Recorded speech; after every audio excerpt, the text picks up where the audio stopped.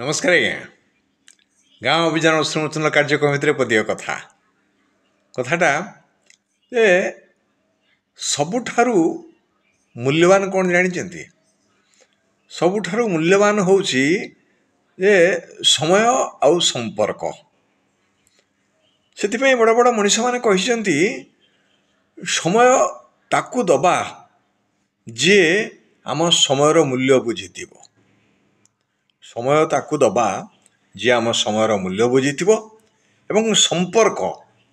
संपर्क ता सहित रखिबा जी आमको गुरुत्व दौथुव ये कथा शुणु शुणु आज हठात कि मो स्त्री पायर गला दीटा तो बड़ बड़ कथा कहीदेला कौटा तुम द्वारा होची बोली कौन कौन रुह कौन है